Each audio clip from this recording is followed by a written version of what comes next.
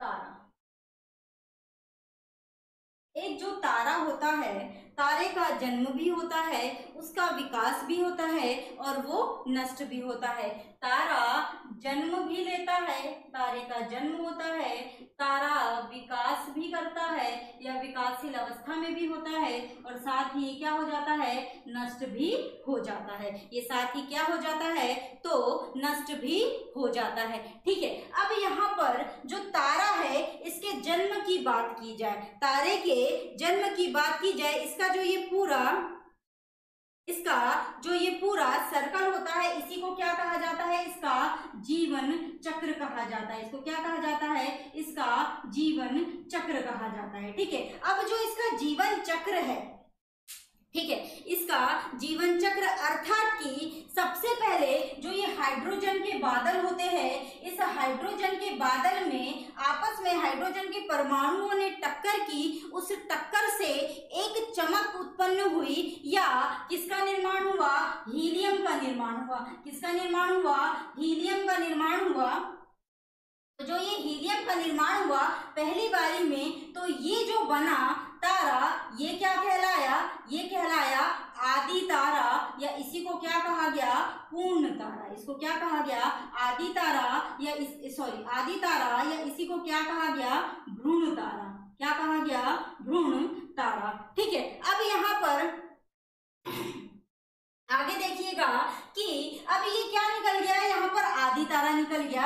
ये जो आदि तारा बना यहाँ पर, इस आदि तारे में क्या हुई, यहाँ पर लगातार बीच में क्या हो रहा है, नाभिकीय संलयन। ये नाभिकीय संलयन की ही क्रिया हुई, यहाँ पर क्या हुई, नाभिकीय संलयन की क्रिया हुई, संलयन की क्रिया हुई। नाभिकीय संलयन क्रिया से हीलियम की उत्पत्ति हुई, हाइड्रोजन किस में बदली, हीलियम में बदली। पहली बार जब ये क्रिया हुई तो जो एक चमक उत्पन्न हुई वो क्या बना, आदि तारा बना या भ्रूण तारा बना। क्या बना, आदि तारा बना या भ्रूण तारा बना। अब जब ये आदि तारा बना, भ्रूण तारा बना, लेकिन नाभिकीय संलयन की क्रिया तो हो ही रही है भाई, किसकी, नाभिकीय संलयन की क्रिया तो हो ही रही है। जब नाभिकीय संलयन की क्रिया यहाँ पर होगी तो ये तारा फिर क्या होने लगेगा, धीरे धीरे सिकुड़ने लगेगा, क्योंकि इसमें धीरे धीरे हाइड्रोजन की क्या होती जा रही है, कमी होती जा रही है और हीलियम की क्या हो रही है, प्रधानता हो रही है। तो धीरे धीरे इसमें थोड़ा सा सिकुड़न आएगा, इसकी आकृति थोड़ी सी छोटी हो जाएगी।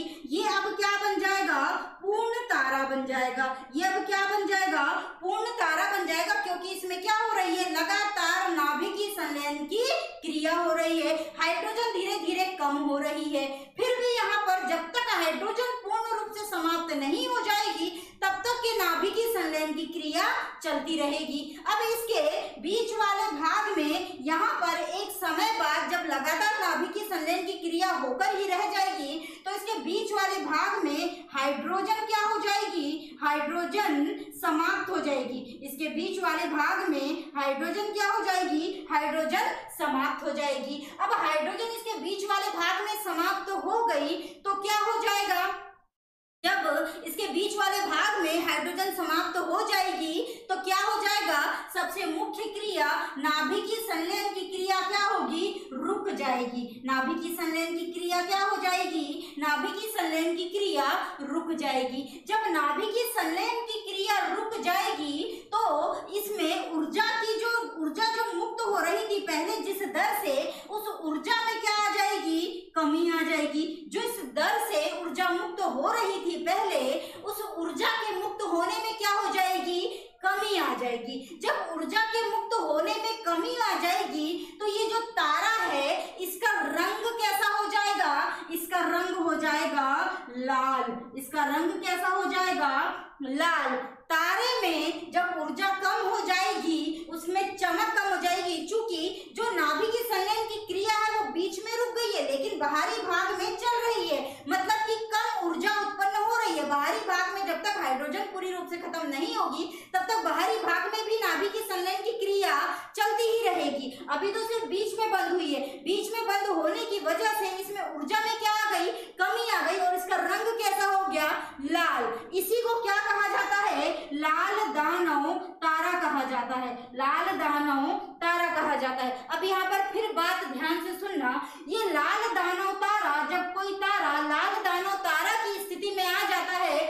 यहाँ पर इसके सामने फिर दो प्रकार की स्थितियां खड़ी हो जाती है। जब तारा लाल दानव तारा बन जाता है तो उसके सामने फिर दो प्रकार की स्थितियां खड़ी हो जाती है। अब वो कैसी होगी हम बता रहे हैं।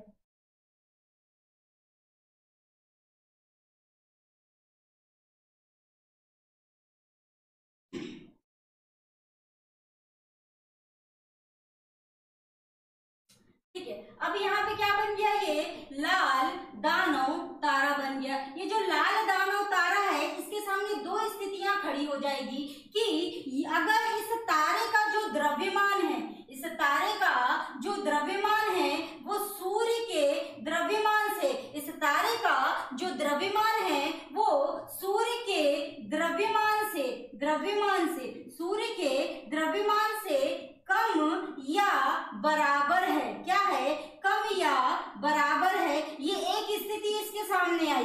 दूसरी स्थिति ये आएगी कि इसका जो द्रव्यमान है, इसका जो द्रव्यमान है वो सूर्य के द्रव्यमान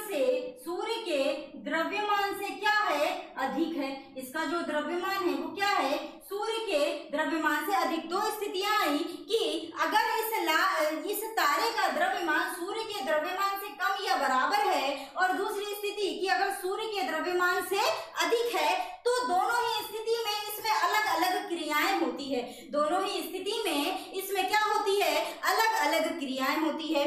अगर पहली क्रिया समझो, अगर ये जो तारा है, अगर ये जो तारा है इसका द्रव्यमान सूर्य के द्रव्यमान से बराबर या कम है, ठीक है, सूर्य के द्रव्यमान से, अर्थात कि 1.44 गुना जो इसका द्रव्यमान है इतना, इससे ये कम या इसी के भी बराबर है, इतने द्रव्यमान से ये जो तारा है 1.44 ms इससे कम या इसके बराबर है सूर्य के द्रव्यमान से, तो यहाँ पर जो ये लाल दानव तारा है, यहाँ पर जो ये लाल दानव तारा है, ये लाल दानव तारा किसमें बदलेगा, श्वेत वामन में या ब्लैक वामन में। किसमें बदलेगा, श्वेत वामन में या ब्लैक वामन में बदलेगा, ब्लैक वामन में, अगर कम या बराबर है। यही जो इसकी स्थिति क्या है, यही कहलाती है इसकी चंद्रशेखर सीमा। ये क्या कहलाती है, चंद्रशेखर सीमा। चंद्रशेखर जो हमारे एक वैज्ञानिक थे, भारतीय मूल के अमेरिकी वैज्ञानिक थे, इन्होंने किसने, चंद्रशेखर हमारे भारतीय मूल के अमेरिकी वैज्ञानिक थे, इन्होंने श्वेत वामन तारे के बारे में व्याख्या की थी और यही सब बातें इन्होंने इसमें अपनी बताई थी या मेंशन की थी। यहाँ पे अब क्या बन गया, जो अगर सूर्य का द्रव्यमान इस तारे का द्रव्यमान सूर्य के द्रव्यमान से कम या बराबर है, तो ये क्या बन जाएगा, लाल दानव तारा श्वेत वामन का रूप ले लेगा या ब्लैक वामन का रूप ले लेगा।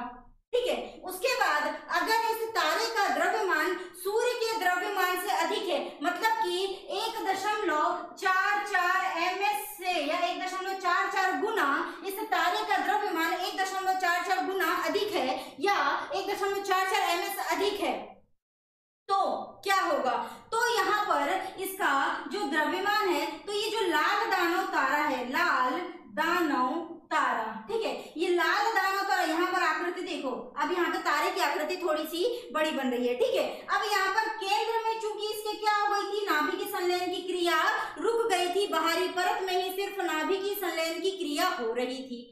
क्या बाहरी परत में ही सिर्फ नाभि की संलयन की क्रिया हो रही थी, इसके केंद्र में रुक गई थी। क्योंकि अगर इसका द्रव्यमान सूर्य के द्रव्यमान से अधिक है, तो इसका जो केंद्र है, इसका जो मध्य वाला भाग है, इसकी कहाँ ध्वस्त हो जाएगी, इसकी जो ये मध्य वाला भाग है किसमें ध्वस्त हो जाएगा, केंद्र में ध्वस्त हो जाएगा। इसकी जो मध्य भाग है वो किसमें ध्वस्त हो जाता है, केंद्र में। यहाँ पर इसका मध्य वाला भाग इस केंद्र में ध्वस्त हो जाता है। जब ये केंद्र में ध्वस्त होता है तो एक बहुत जोर से ऊर्जा निकलती है। इस ऊर्जा के निकलने से जो इसका बाहरी परत है वो क्या हो जाती है, नष्ट हो जाती है। जब इसकी मध्य भुजा केंद्र में धंसती है तो क्या निकलती है, ऊर्जा निकलती है। और ये जो ऊर्जा निकलती है उस ऊर्जा से इसकी जो बाहरी परत है, ऊर्जा हालांकि इतनी तेज होती है कि इसकी जो ये बाहरी परत है ये क्या हो जाती है, नष्ट हो जाती है, इसकी बाहरी परत क्या हो जाती है,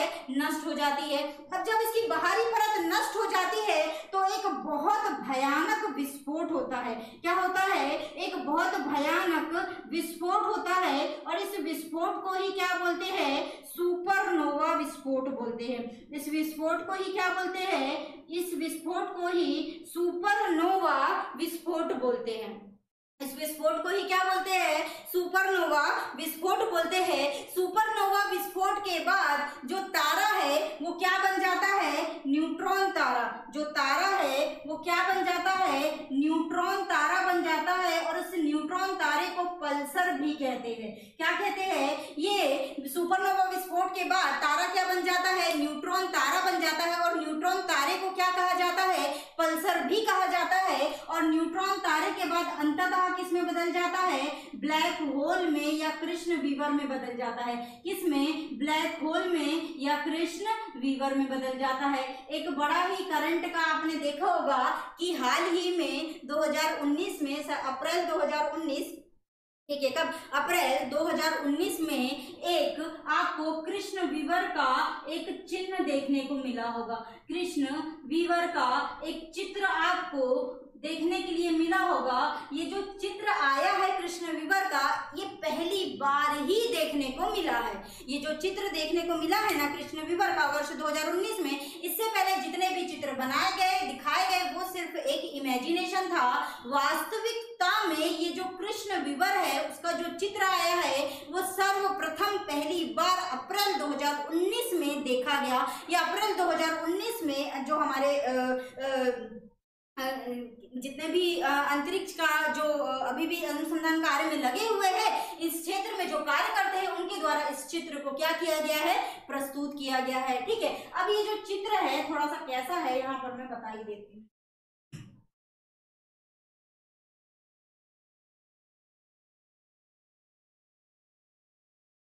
सबसे पहली तस्वीर ली गई है कृष्ण विवर की तो 2019 में अप्रैल 2019 में पहला इसका क्या लिया गया है, पहला चित्र लिया गया है किसका, इस कृष्ण विवर का। कृष्ण विवर का क्या लिया गया है, पहला चित्र लिया गया है वर्ष 2019 में। टेलीस्कोप के माध्यम से लिया गया। किसके माध्यम से, टेलीस्कोप के माध्यम से लिया गया। याद रख लेना, करंट के लिए हो सकता है काम आ जाए। टेलीस्कोप का नाम है इवेंट होराइजन टेलीस्कोप। क्या नाम है, इवेंट होराइजन टेलीस्कोप। क्या नाम है, इवेंट होराइजन टेलीस्कोप। ठीक है, इसके माध्यम से लिया गया। इस टेलीस्कोप को EHT के नाम से भी जाना जाता है। किसके, EHT के नाम से भी जाना जाता है। इससे पहले जितने भी आपने कृष्ण चित्र देखे होंगे वो सब इमेजिनेशन थे, वो सब ड्रॉ थे, लेकिन अभी जो ये आया है ये वास्तविक रूप में आया है। अब देखना, यहाँ पर एक छोटा सा इस तरीके से एक संरचना है। जो वास्तविक चित्र आया है उसकी जो संरचना है बीच में इस तरीके से है, पूरा ये काला है, पूरा ब्लैक है। ठीक है, उसके बाद यहाँ पे हल्का सा उजाला वाला भाग दिखेगा आपको, जो यहाँ पे क्या है, कुछ वायु है, कुछ गैसें है जो थोड़ी सी चमक, इसमें तो हल्की सी चमक है। ठीक है, अब उसके बाद एक और इसका बाहरी भाग है जो हल्का सा लाल कलर का इसका आपको दिखेगा। इसका हल्का सा येलो और इसका हल्का सा लाल कलर आपको दिखेगा। ठीक है, और बीच में ये काला होल की तरीके से आपको नजर आएगा। जब वास्तविक रूप में अभी क्लास के बाद आप सर्च करके देखना तो उसमें आपको आकृति कुछ इसी प्रकार से दिखाई देगी। ठीक है, तो ये हो जाता है। अच्छा, और ये जो कृष्ण विवर है ये पृथ्वी से लगभग 30 लाख गुना बड़ा है। पृथ्वी से कितना, पृथ्वी से लगभग 30 लाख गुना बड़ा है और सूर्य से करीब 6.5 अरब गुना है। पृथ्वी से लगभग 30 लाख गुना बड़ा और सूर्य से लगभग 6.5 अरब गुना बड़ा है। ठीक है, तो ये है किसकी कहानी, कृष्ण विवर की कहानी। किसकी कहानी, कृष्ण विवर की कहानी। ठीक है, तो यहाँ तक आपका क्या हो जाता है, तारे भी आपके क्या हो जाते हैं, समाप्त हो जाते हैं। तारे भी आपके क्या हो जाते हैं, यहाँ पर समाप्त हो जाते हैं।